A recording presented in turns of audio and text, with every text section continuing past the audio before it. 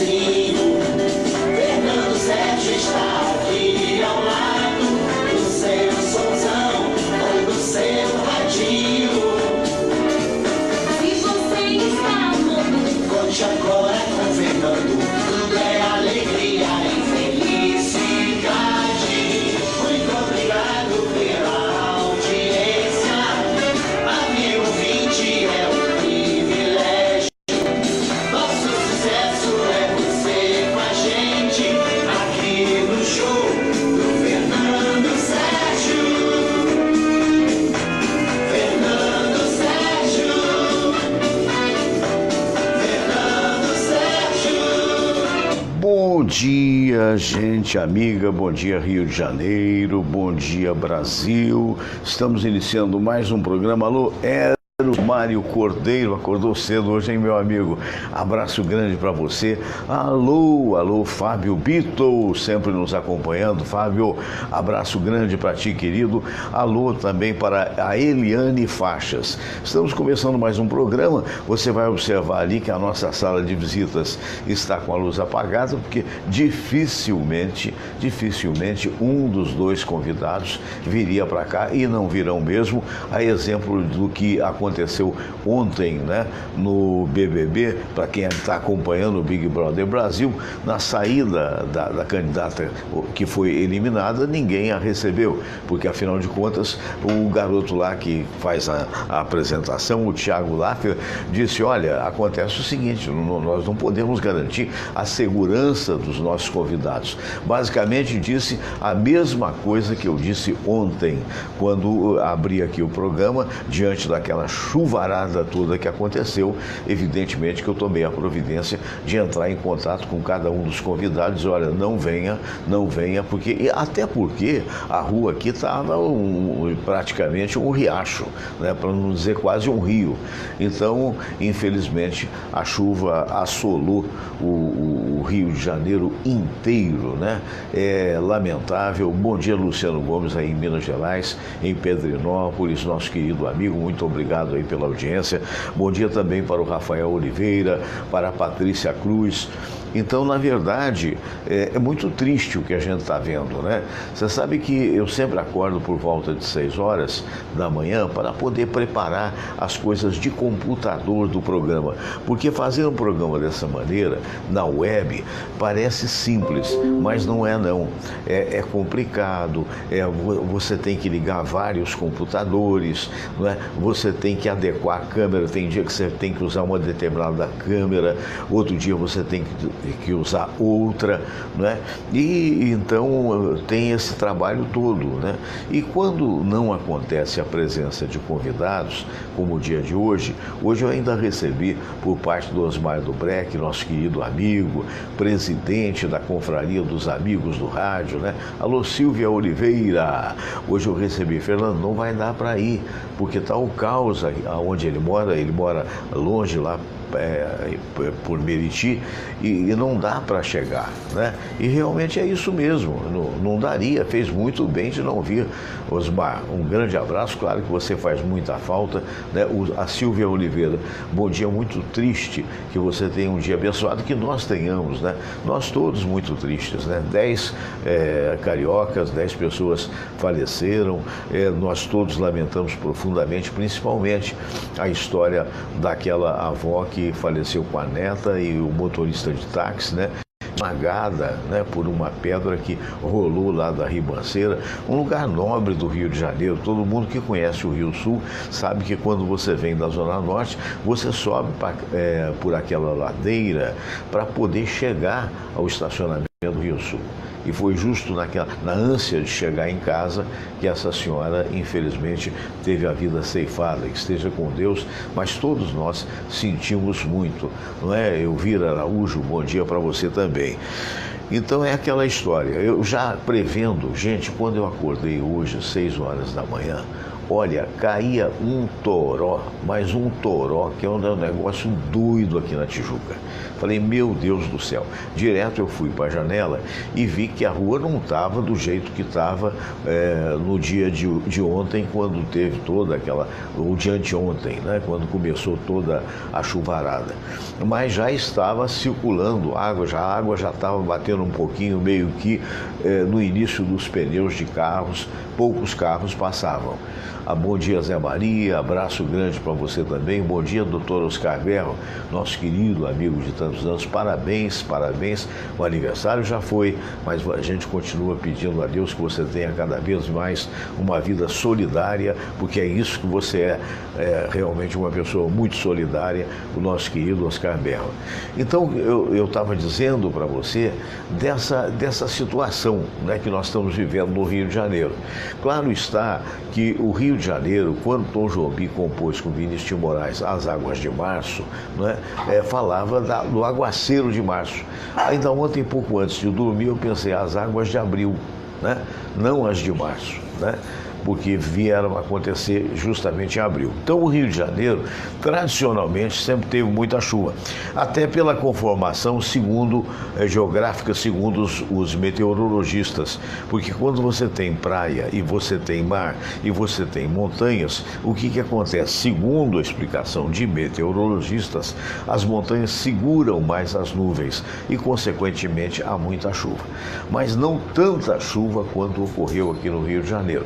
Para quem não conhece o Rio de Janeiro, o bairro do Jardim Botânico, da Gávea, que fica colado ao Jardim Botânico, é um dos lugares mais nobres do Rio de Janeiro.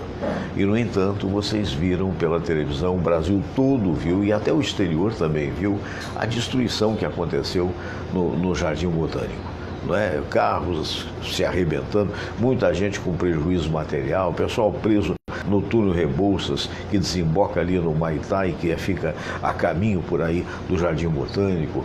Quer dizer, aqui na Tijuca também existe a Avenida Maracanã. No centro da Avenida Maracanã passa o Rio Maracanã. O Rio Maracanã transbordou, mas transbordou. Tinha gente passando de barco improvisado, tinha senhora sendo salva em geladeira, uma casca da geladeira que virou barco. Jorge Abreu, bom dia.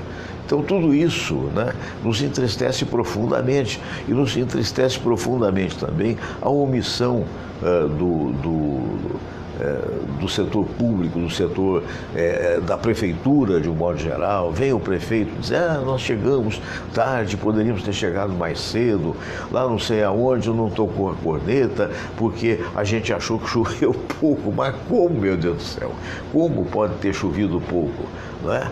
Então, o Regis Borges também nos vendo, bom dia, Regis.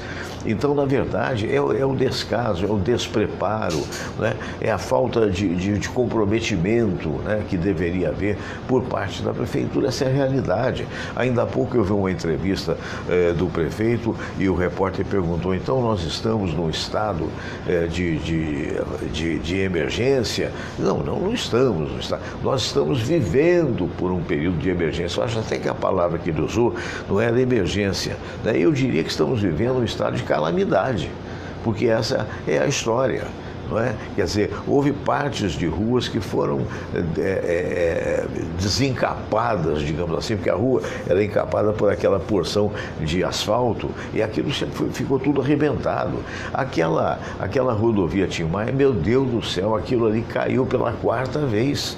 Olha a questão de uns meses atrás, quando reformaram a queda, aí sim, da responsabilidade do anterior prefeito, do Eduardo Paes. Pouco tempo depois, o atual prefeito, o Crivella, passou com um tratorzinho para dizer que era seguro. Há 2 meses atrás caiu de novo, refizeram, agora caiu outra vez. Quer dizer, minha Nossa Senhora, não é? Isso aqui é Rio de Janeiro. Cristian Adásio, abraço para você. Denise Guzmán Silva, bom dia.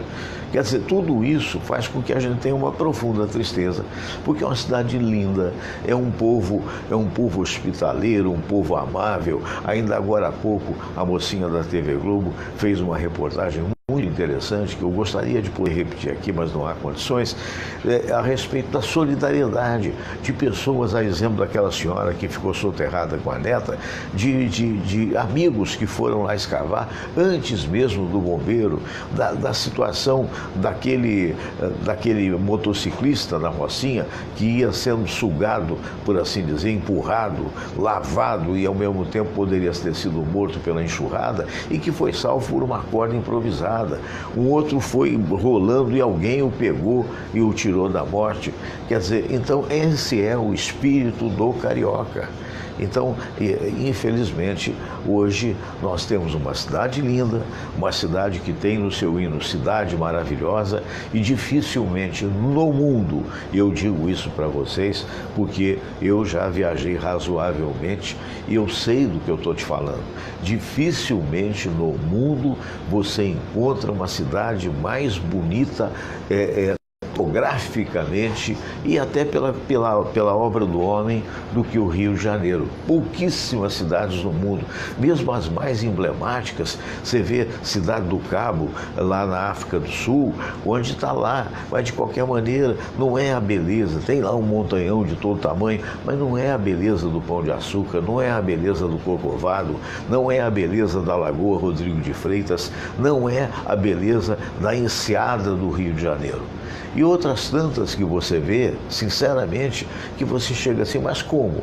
Né? Você, é isso, né? Eu até diria, por exemplo, que Paris, que eu conheço, é realmente uma cidade muito linda, mas muito mais pela mão do homem. Não é? Por quê? Porque são todos os edifícios, a Paris tradicional, todos os edifícios têm uma altura até 6, 7 andares no máximo, né? São todos muito lindos, são todos muito conservados, as avenidas são lindas, não é? Então aí houve o quê? Houve o progresso do homem. Anicácio Lopes, bom dia. Então é muito bonita, tem lá o rio, que é maravilhoso, que é bem cuidado, não são descuidados como os rios daqui, não é? Mas beleza topográfica você tem no Rio de Janeiro. E beleza a nível de construção também. Alô, Rony Aibinder, bom dia, obrigado, querido. Quero crer que você seja filho do nosso querido Dr. Aibinder, que vai estrear de volta conosco na terça-feira que vem. Um abraço para você, para a família Aibinder. Muito bem, então, ele sabe do que eu estou falando, né? Quem conhece o Rio sabe do que eu estou falando. Então, se por um lado Paris é a cidade de luz, é a cidade super iluminada, super maravilhosa, com tudo funcionando, só não está funcionando muito mais porque agora tem os problemas eventuais que acontecem de terrorismo. A Rosa Miai, bom dia, meus sentimentos à família do Rio de Janeiro, as famílias que perderam um parente na tragédia. Pois é.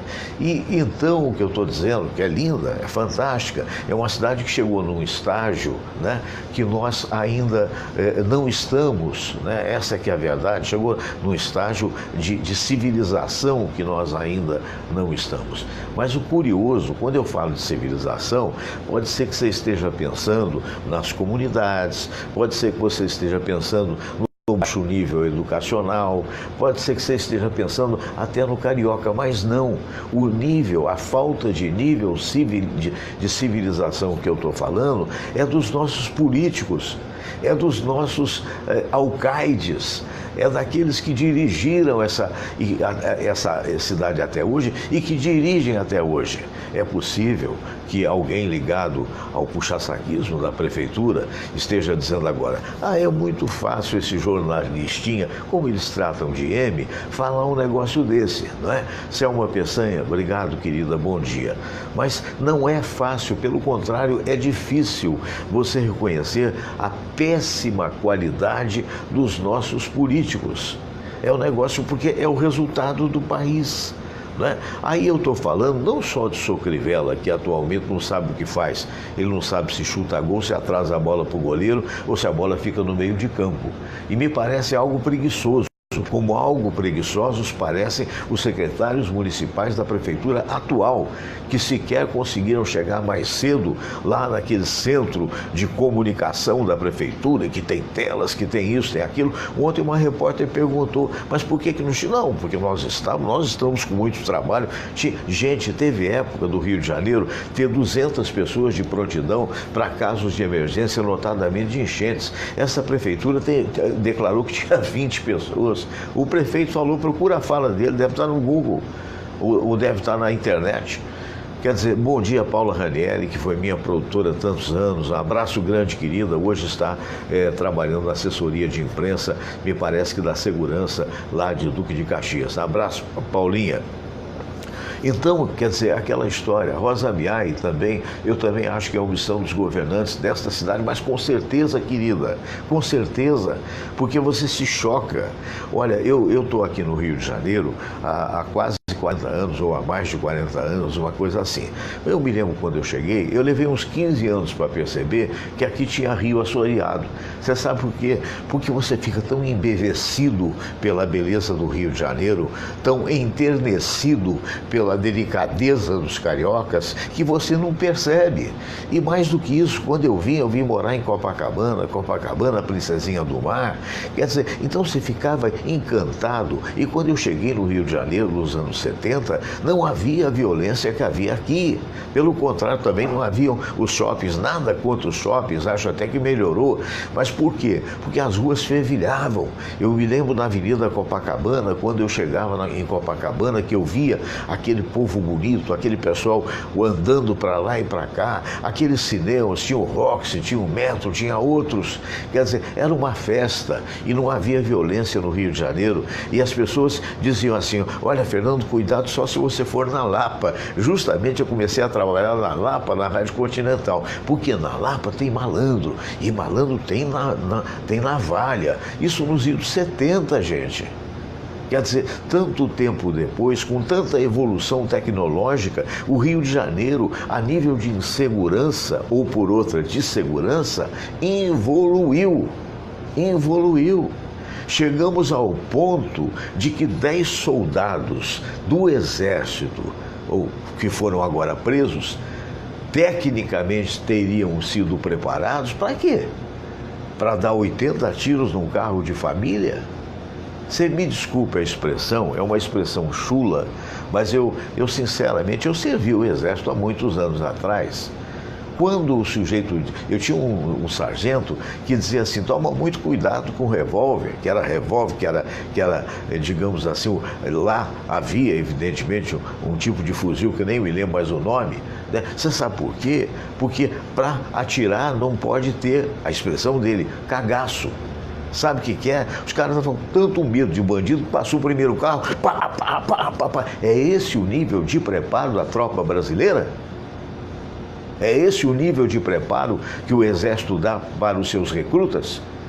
Aí vem o general das quantas, nós estamos vivendo a fase dos generais, que nós temos que aplaudir, porque é uma carreira muito difícil, porque é uma carreira que demonstra uma capacidade invulgar e, no geral, ou quase a totalidade deles, para não dizer a totalidade, é composta de pessoas honestas, então nós temos que aplaudir.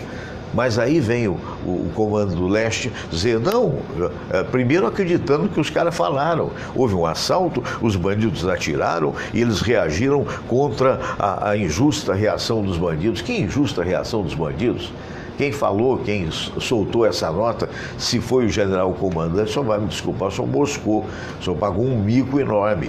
Né? Por quê? Porque a gente viu o desespero daquelas senhoras, dizendo, isso é família, vocês fuzilaram uma família, um menino de 6 anos perdeu um filho, perdeu um pai, vendo ali o pai sendo massacrado, porque, gente, fuzil, não estou falando de 38, que já seria um horror, não estou falando de 22, que é uma balinha desse tamanho, eu estou falando de bala de fuzil.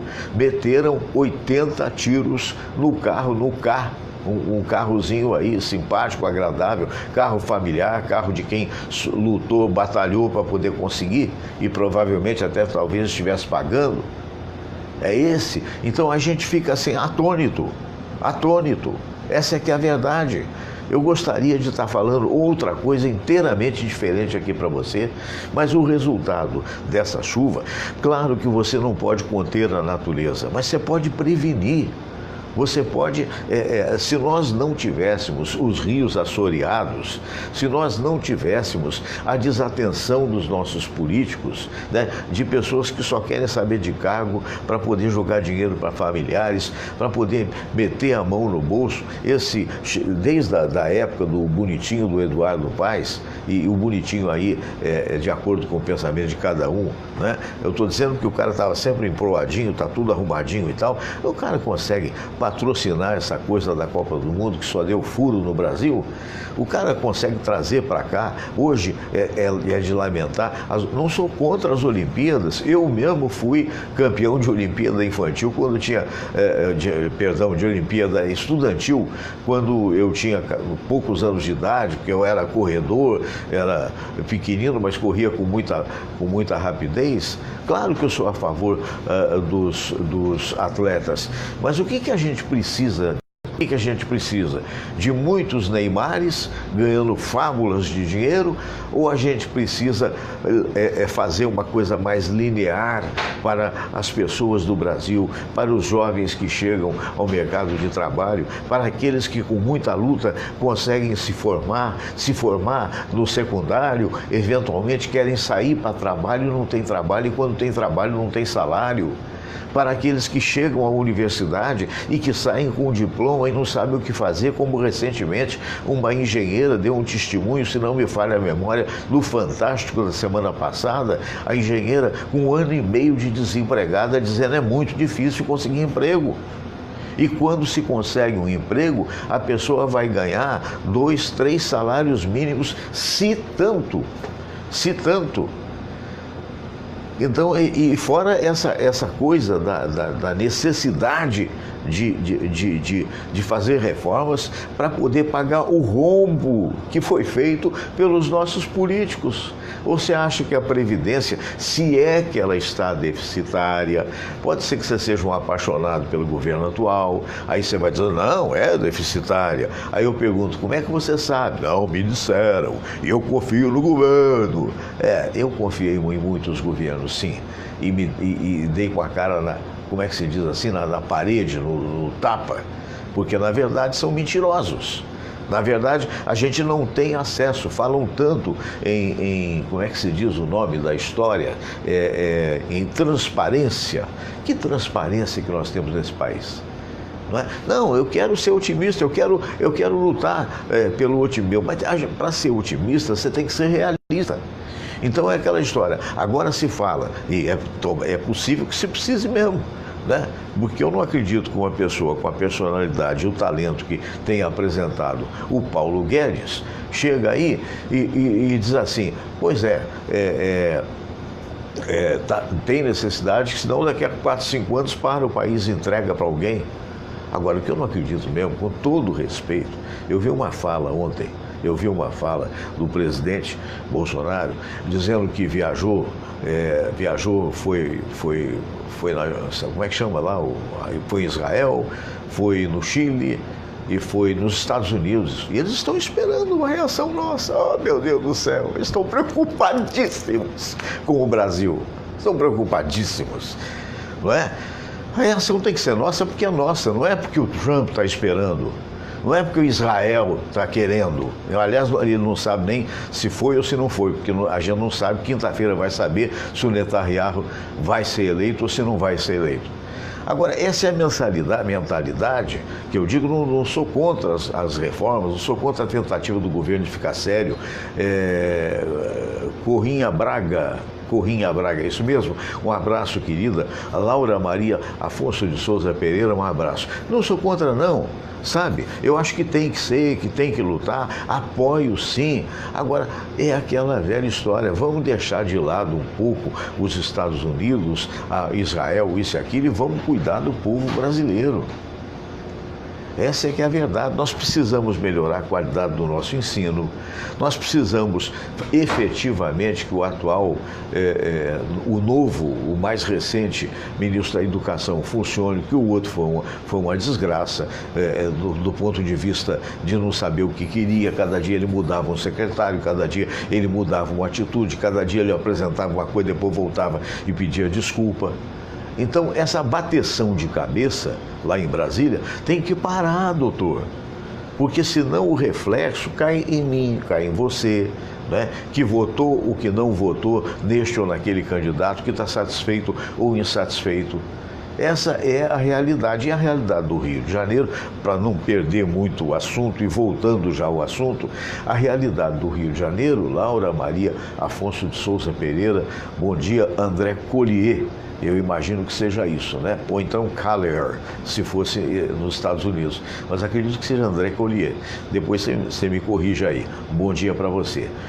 Então, voltando ao Rio, isso só acontece porque se você chegar numa praça bonita, olha, para quem não é do Rio de Janeiro, a Sans Penha é um dos lugares mais tradicionais do Rio de Janeiro, a Praça Sans Penha.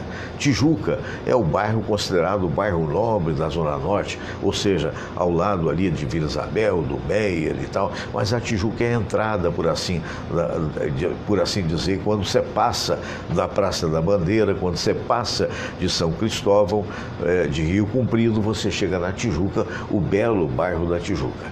Pois bem, se você se der o trabalho de descer do metrô ali na Praça Sans Penha e virar à esquerda andando, você vai atrás de uma rua que eu não sei o nome, que tem ali na Praça Sans Penha. Ali tem um rio que é cocô para tudo quanto é lado. O rio ali passando num lugar nobre e completamente, realmente, lugar de esgoto, de despejo. Olha como fica bonito isso, despejo in natura do esgoto. Entendeu? In natura porque não tem tratamento. Quer dizer, você fez cocô, deu a descarga, misturou com a urina do vizinho e foi parar lá.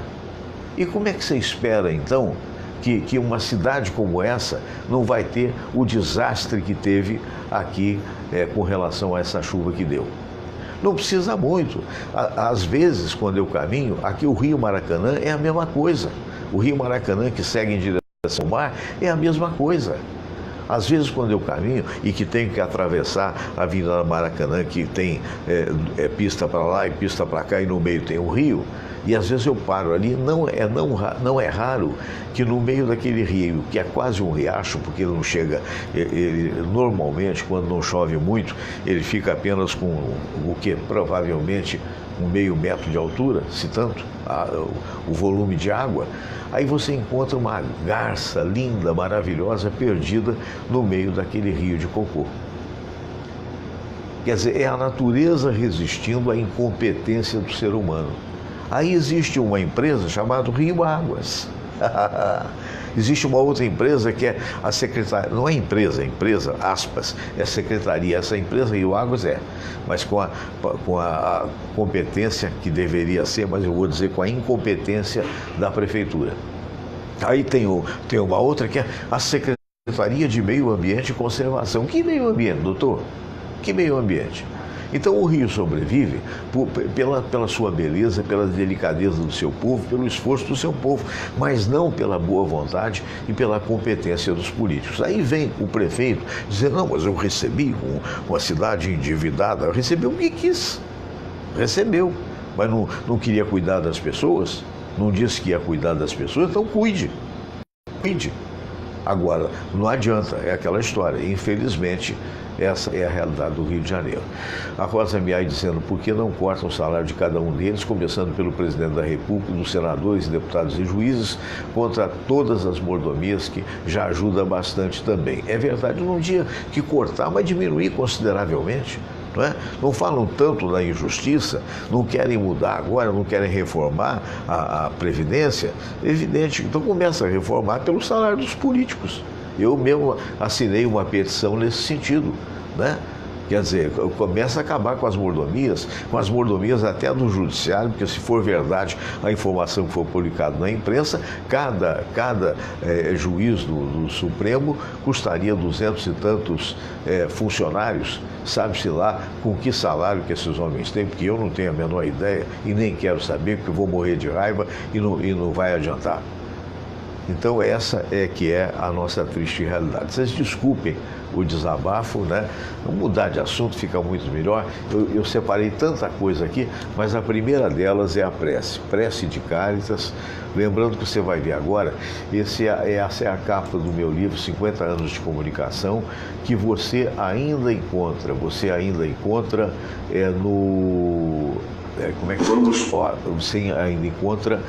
na livrariasaraiva.com.br. Estou vindo aqui para a oração, eu vou até deixar assim mesmo para não complicar muito para mim, porque hoje eu estou aqui sem convidados e você há de entender.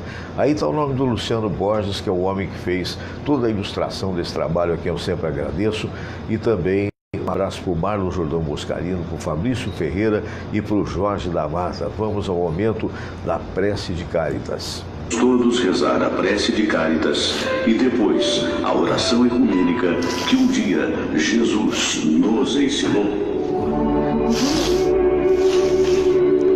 Deus nosso Pai, que sois todo poder e bondade, dai a força àqueles que passam pela provação.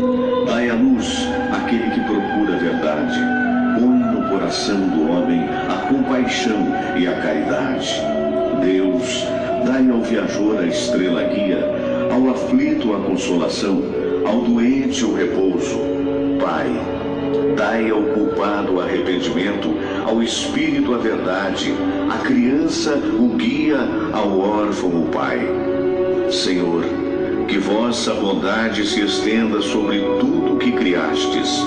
Piedade, Senhor, para aqueles que não vos conhecem.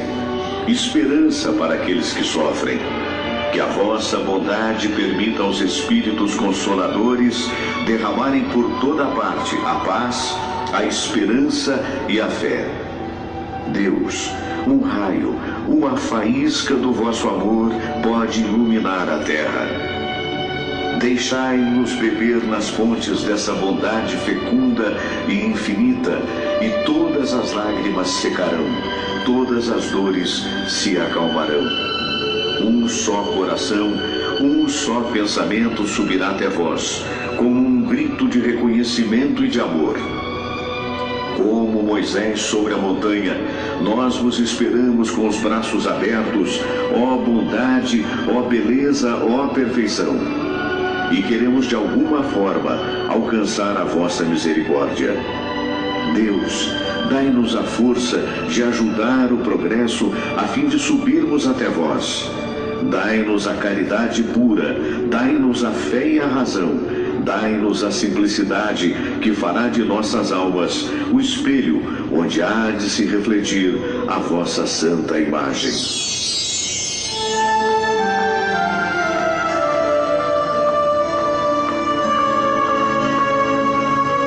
Pai nosso que estais nos céus, santificado seja o vosso nome. Venha a nós o vosso reino, seja feita a vossa vontade, assim na terra como no céu. O pão nosso de cada dia nos dai hoje. Perdoai, Senhor, as nossas ofensas, assim como nós perdoamos aqueles que nos ofenderam. E não nos deixeis cair em tentação, mas livrai-nos de todo o mal, porque teu é o poder e tua é a glória, por todo sempre. Amém. Pois é, ela é monge budista, é a nossa amiga Monja Coen. E a Monja Coen, ela vai trazer aí um papo a respeito do trabalho que você tem. Você está satisfeito com o seu trabalho? Alô, Eva Maria, do Clube de Regatas Vasco da Gama, um abraço grande, querida. Vamos lá. Olá, tudo bem? Saudações! Eu sou o Nelson Anunciato, sou neurocientista e hoje vou passar para você a receita do poderoso café que destrói o Alzheimer. Isso mesmo, parece estranho, né? Mas eu vou provar que não é. Existe uma bebida que você provavelmente toma todos os dias, que já estimula o seu cérebro. Mas se você adicionar um ingrediente, ela se potencializa. Não é à toa que existem estudos comprovados de que essa bebida ajuda a combater doenças graves, como Alzheimer e Parkinson. Saber como prepará-la pode significar o fim da perda de memória. Então, clica no link e descubra tudo sobre essa bebida. Então, tá aí o link, né? Sobre esquecimento, e você pode clicar no YouTube. Vamos então à monja. Você se realiza no seu trabalho ou o seu trabalho não é bom? A pergunta é essa, monja. Como nós podemos ser mais realizados no trabalho? Apreciando o que você faz, apreciando a sua vida. Outro dia eu estava falando com o professor Clóvis de Barros Filho, fizemos um livro juntos, né? A Monja e o Professor. E uma das coisas que ele fala, e o professor Mário Sérgio Cortella também fala isso, é interessante. Por que chamo de happy hour quando acaba o trabalho? Que absurdo! Quer dizer que o trabalho não é happy hour, o trabalho é unhappy, é infeliz. E na hora que o trabalho acaba, quando eu vou beber, conversar e ser feliz, não existe um conceito muito errado de trabalho aqui, como se o trabalho fosse uma coisa penosa. Vendo a história do trabalho na antiguidade, lembre-se que os nobres não trabalhavam, eles tinham escravos. Então, o trabalho era feito pelos povos conquistados, você é um conquistador, ia lá pela força, dominava um outro povo e punha esse povo para trabalhar para você, porque você não trabalhava, então trabalhar não era uma coisa boa. Acontece que mais tarde os monásticos vão começar a levantar a ideia de que trabalhar é bom, que trabalhar é prazeroso, que trabalhar e servir faz bem ao ser humano. E nós vamos sair do estado de que quem serve é um servo, é um escravo, e o Senhor trabalha. Veja que bonito. Essa é a mudança que vai acontecendo na história da humanidade. E se nós não apreciamos o que nós fazemos, nós não apreciamos a nossa vida. A nossa vida está onde nós estamos. Ela está no nosso local de trabalho. Você aprecie e seja feliz fazendo o que está fazendo. Dê pequenas pausas. Eu sugiro que de hora em hora você pause e respire conscientemente. Simples. De hora em hora você para e respira. E continua. Lembre-se da vida do universo, do pluriverso do cosmos. Lembre-se que aquela ação pequenina que você faz no seu trabalho, ela representa a vida de milhões de seres no mundo todo. Não se desconecte desse todo maravilhoso que é você, que se manifesta em você dessa forma. Dê valor ao que você faz. Sinta prazer no que você faz. Se não, por que você faz? A vida é curta, como diz o professor Cortella, para ser medíocre, não, para ser excelente. E como diz o professor Clóvis, com muita potência. Faça o seu melhor, seja excelente, seja qual for a tarefa, a função, divirta-se, faça bem feito. Porque se você vê que está fazendo bem feito, você vai sentir prazer em fazê-lo cada vez melhor. Aprecie o seu trabalho.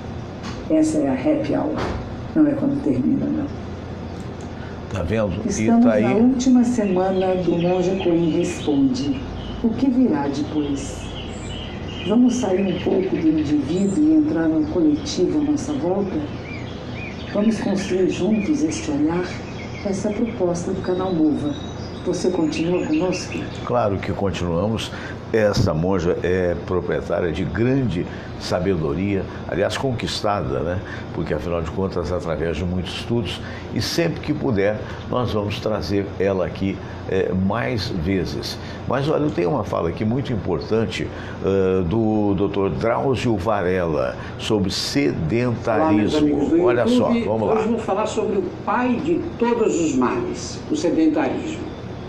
Se você curte o nosso canal, inscreva-se. É só clicar no sininho aí embaixo. Olha, como era a vida no começo do século XX, lá por 1900? Nessa época, o trabalho sedentário correspondia mais ou menos a 10% da população. 10% trabalhavam sentados.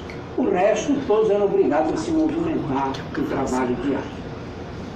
Hoje inverteu. Hoje só 10% das profissões fazem a pessoa andar durante o dia. 90% são sentados nos escritórios, como nós estamos aqui agora.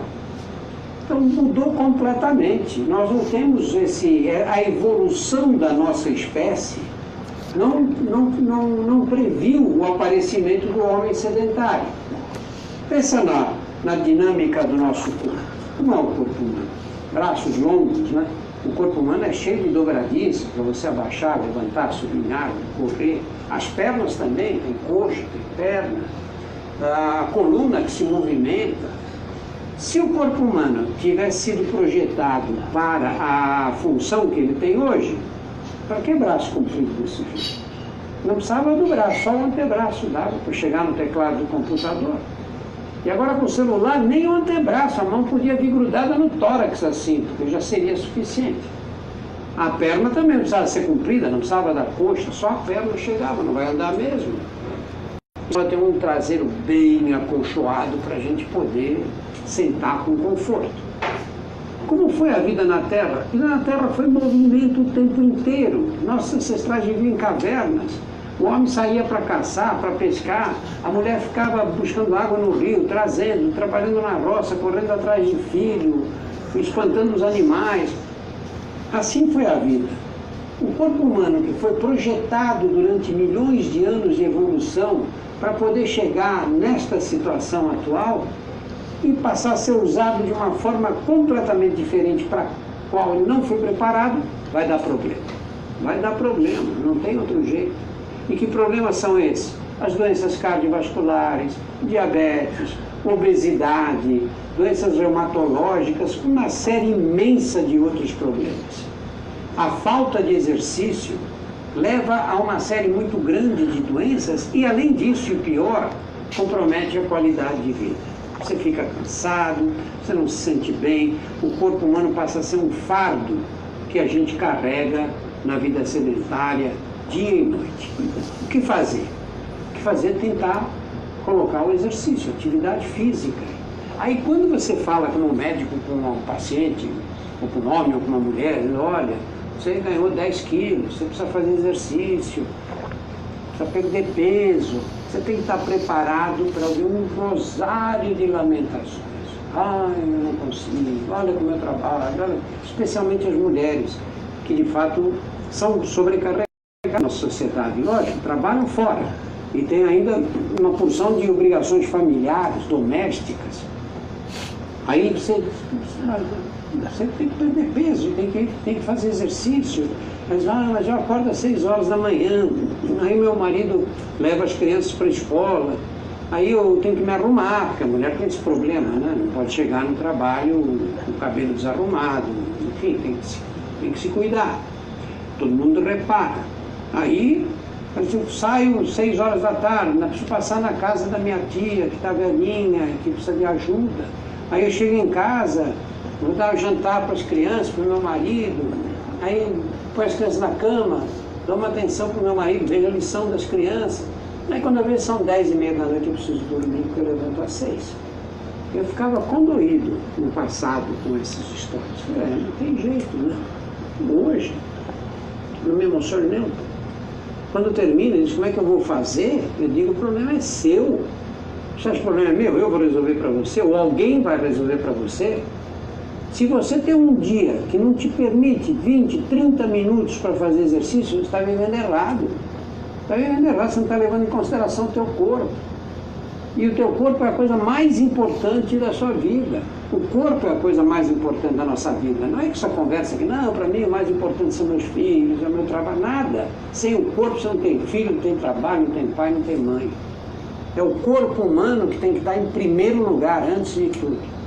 Como você vai resolver esse problema? Não sei. Você larga do emprego, você põe a tia no asilo, separa do marido, manda as crianças para FEBEM, dá um jeito. Olha só, a franqueza do Olá, meus Dr. amigos. Drauzio Varela, que eu sempre recomendo. Pois é, meus amigos, é isso, né? Eu costumo dizer, eu sempre arranjei um tempo, né, para poder caminhar, como sempre faço, né, desde garoto, e tenho uma verdadeira alegria ao caminhar. A verdade é essa, né? Eu não sei explicar. Tem gente sedentária, não é o meu caso. E ainda assim a gente luta, a gente tem as nossas dificuldades do dia a dia, as dificuldades de quem chega a ficar com mais idade. Mas de qualquer maneira, eu acho importante deixar esse recado. Abraço para o Ricardo Gomes, para o Edson Luiz Pereira, para o Rogério Brasil. Estou vendo ali, olha, você tem ali o telão, não sei se vai dar para passar aqui para você. Olha lá, está lá o telão, o programa acontecendo, né? A sala de visitas com luz apagada, porque afinal de contas ninguém foi herói para sair de casa para poder chegar numa distância bastante razoável, né? São coisas assim que a gente é obrigado a trazer para você.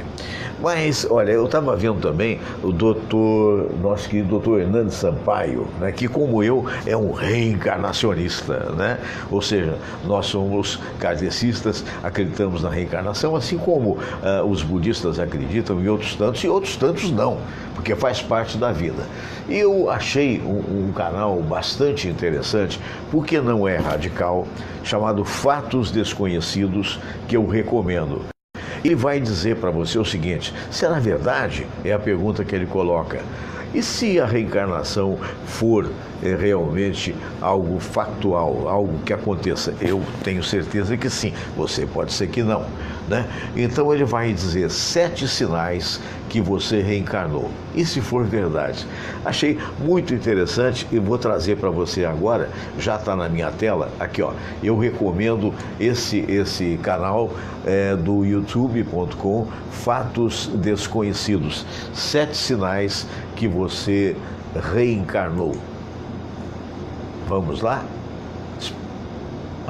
Será que você é a reencarnação de alguém? Ou você não acredita em vidas passadas? Milhões de pessoas ao redor do mundo acreditam que a reencarnação é real. Eu sou o Boco. Você é bem-vindo ao canal Fatos Desconhecidos. Curta o vídeo e, se ainda não for inscrito, se inscreva. Agora, nós vamos te mostrar alguns sinais que podem indicar que você realmente teve uma vida passada. E se for verdade? Roteiro Carlos Humberto, edição do Gabriel Rossentari. Produção executiva do Luiz Felipe.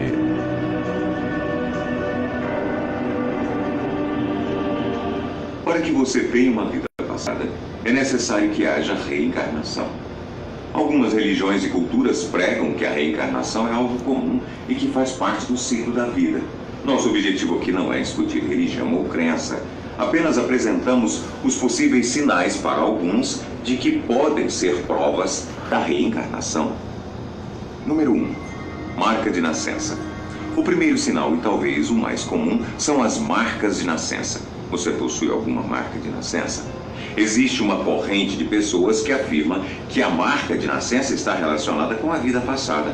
Para muitos que acreditam nessa teoria, a marca estaria no mesmo lugar onde sua morte ocorreu anteriormente. Ou seja, se você teve o pescoço cortado, você nasceria com uma marca nele. Se você foi esfaqueado nas costas, haveria uma marca no local onde o objeto teria te perfurado. Um caso sobre marca de nascença ficou famoso na década de 1960. Um menino indiano afirmava que se lembrava da vida de um homem chamado Maharam.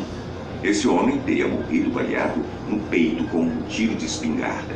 Tempos depois, o pesquisador Ian Stevenson soube da história e se interessou por ela. Ele começou a pesquisar registros e descobriu que um homem chamado Maharam realmente existiu e foi morto da maneira que o garoto havia afirmado. O local do tiro é o mesmo da marca de nascença. Para quem acredita em reencarnação, essa seria mais uma prova. Será que é verdade? Ou uma coincidência incrível? Número 2. Dores inexplicáveis. Esse caso aqui não vale se você é hipocondríaco. A hipocondria é um estado do qual a pessoa acredita firmemente que possui alguma doença grave que irá matá-la. O hipocondríaco vê sinais onde não existem e costuma ignorar as opiniões médicas. Esse estado psíquico é associado à ansiedade e a um intenso medo de morrer. Se você é hipocondríaco, procure profissionais que possam te ajudar. Agora sim, se você sente alguma dor inexplicável na qual nem com exames médicos e com idas aos especialistas foi resolvida, pode ser sinal de vida passada. Essas dores podem ser manifestações do que você passou antes de ter uma nova oportunidade de viver. Já pensou se suas dores nas costas, que um médico não consegue explicar, não for um problema atrelado à parte física do seu corpo? Número 3. Medos e fobias. Você tem algum medo ou fobia? O que mais te assusta? Aranhas, cobras, altura, água. O medo é algo comum e está presente desde o início da humanidade. Ele serve para nos proteger dos perigos que nos cercam. Durante anos, nossos ancestrais sofreram para se adaptar ao mundo e, por isso, alguns de seus medos foram passados para nós como forma de instinto. Porém, algumas fobias são totalmente irracionais e, por mais que você tente explicar ou ir a um psicólogo, você não irá descobrir os motivos. Por mais estranho que vá parecer, existem pessoas que possuem medos de certos números, pássaros, cores específicas, plantas, objetos e situações específicas. Para quem acredita em reencarnação, se você não tem um motivo real para sentir medo de algo, como uma experiência traumática ou alguma história que você ouviu, o medo que você sente pode estar relacionado à sua vida passada. Se você nunca se afogou, nem teve uma experiência traumática relacionada à água e mesmo assim sente muito medo de pular na piscina, pode ser que sua vida passada você pode ter se afogado. O medo seria passado entre as vidas. Número 4. Paixões inexplicáveis. Assim como os medos seriam passados, as paixões seguiriam o mesmo fluxo. Você tem algum gosto muito peculiar que é totalmente diferente das outras pessoas? Ou, por exemplo, tem um hobby que não tem muito a ver com seu estilo de vida, mesmo assim você é fascinado por ele? Pode ser que na sua vida passada você era um artista francês e por isso ama filmes franceses, ou que você era um arquiteto e por isso adora maquetes. Sabe aquela moça ou aquele cara que você é apaixonado ou apaixonada? Ele ou ela podem ser reencarnações de algum amor que você teve anteriormente. Por isso que, inexplicavelmente, você se sente atraído pela pessoa e não consegue tirá-la da cabeça. Se você tem uma paixão por alguma cultura que não tem nada a ver com seus pais ou avós, pode ser influência de sua vida passada. Aquela vontade de ouvir música chinesa, aprender alemão ou ficar por dentro da cultura australiana pode ser a sua alma querendo voltar a um estado no qual ela se sente confortável.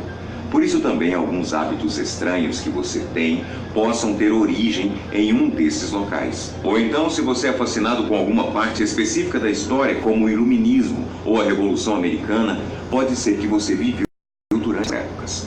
Ao revisitar a história, você estaria de certa forma revisitando sua vida, seus costumes e o mundo no qual você fazia parte e que, de certa forma, sente falta. Já pensou que você pode ter sido uma rainha ou um rei muito famoso? Ou então um pintor ou cientista? Número 5. Déjà vu. Quem nunca teve a sensação de que previu o futuro ou que, de certa forma, um acontecimento que nunca havia ocorrido, na verdade, é familiar?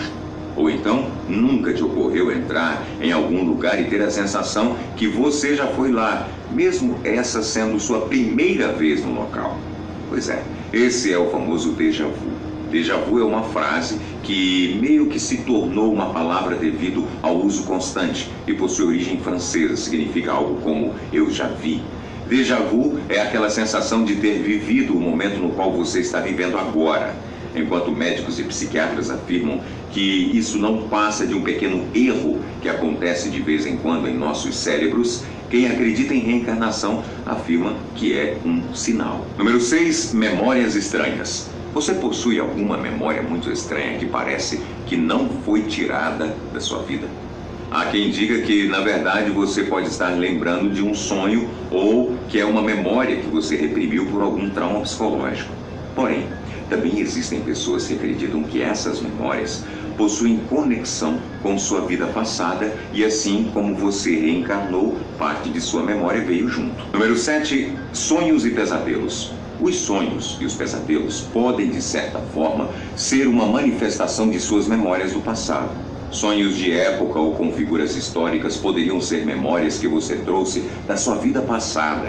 Já alguns pesadelos podem ser recriações dos momentos nos quais você sofreu antes dessa vida.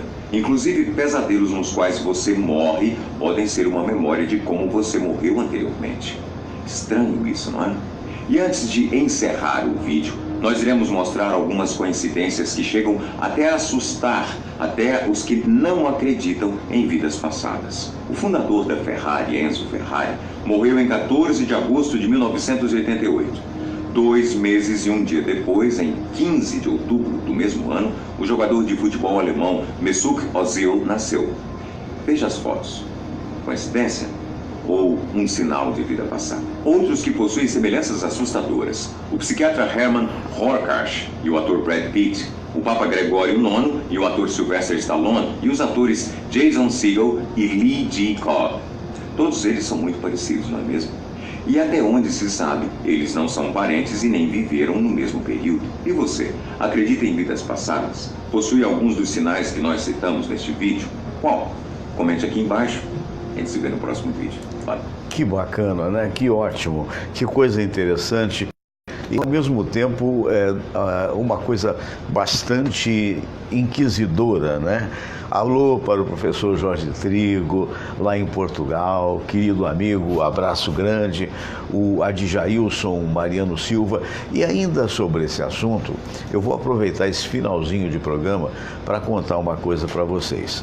Eu sou um espiritualista conhecido, eu sou um estudioso da espiritualidade, das religiões de um modo geral, mas eu não sou pertencente efetivamente a esta ou aquela religião e entendo que todas aquelas que levem o caminho à paz, ao amor e até ao próprio Deus, realmente representam alguma coisa. Então eu tenho uma postura que eu procuro respeitar a cada crença ou a cada descrença das pessoas, mas eu particularmente estou convencido que a reencarnação existe.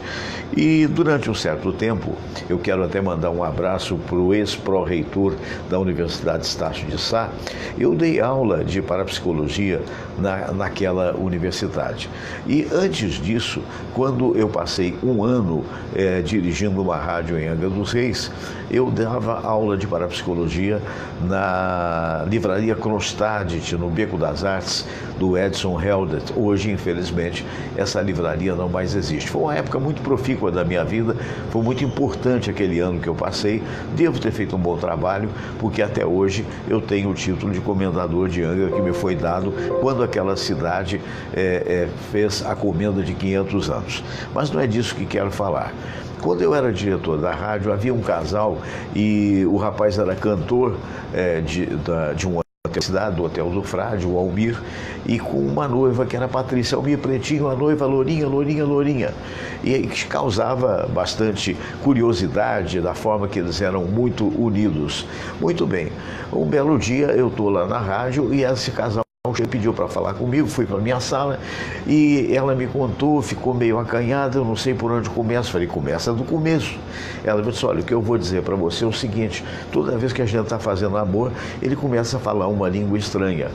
Quando ela falou isso, aquele amigo querido, pretinho, que não tinha muita cultura, mas que tinha uma afinação muito grande, né, que veio de origem humilde, falou para mim assim, Ich bin eine Soldate, eine Deutschland-Soldate. Isso em alemão quer dizer, eu sou um soldado alemão. Eu falei, meu Deus do céu, né? Aí eu, com a calma que sempre me caracterizou, falei em alemão para ele se ele sabia falar inglês, porque o meu alemão, eu consigo entender alguma coisa, consigo falar o mínimo do mínimo, mas não sou fluente em alemão. Já em inglês eu tenho uma fluência maior. Então eu perguntei, sprechen Sie English? Ele, ich spreche, quer dizer, sim, falas inglês? Sim, eu falo.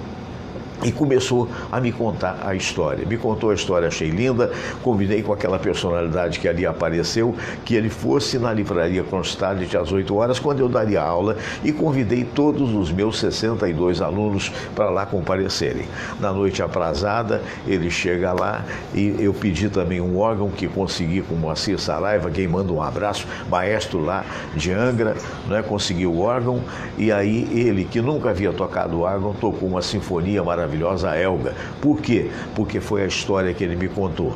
No início da Guerra Mundial, da Segunda Guerra Mundial, lá pelos idos de 38, 39, por aí, quando Hitler se preparou e invadiu a Polônia, ele era um garoto de 19 anos que foi no rolo, né? Foi obrigado a ir porque tinha que servir o exército, mas na noite anterior ele teve um ato de amor, teve uma relação sexual com a Elga, a quem amava profundamente. O nome dele era Hans. Muito bem. E ele vai morrendo de arrependimento, porque naquela época quem tivesse um relacionamento sexual era fazer mal à moça. Mas ele era um clarinetista, ele era um tecladista, ele vinha de uma família de classe média alemã, então ele compôs uma sinfonia a Elga, mas logo após compor, morreu vítima de um estilhaço, sabe-se lá de quê. O ano passa, o tempo passa e aquela personalidade reencarna em 3 corações por razões kármicas no seio de uma família negra. Ao passo que Helga, ela, por outras razões kármicas, ela encarna em Santa Catarina, se não me falha a memória, na localidade de Tubarão, filha de uma família um pouco mais abastada. Vem passar as férias no Hotel do Frade e reconhece no Miro o grande amor do passado. E daí, naquela noite, na livraria Kronstadt, quer dizer, Cidade da Coroa, Kronstadt, né, em alemão, foi uma das noites mais belas que eu tive a oportunidade de viver, porque aquela personalidade incorporada no Miro, que na verdade era uma gaveta do passado aberta, ela tocou toda a sinfonia num teclado que ele jamais havia visto. Mistérios da vida. Um grande abraço, Guilherme Arantes. Olha o nosso Guilherme Arantes aí vendo a gente, que maravilha. Um abraço para o Fernando Pereira, né? Nosso querido amigo lá de Além Paraíba, com a sua Olenca. E se Deus assim o permitir, amanhã estaremos de volta, quem sabe, se não os nossos convidados. Muita paz, muita saúde, fiquem com Deus. Namastê.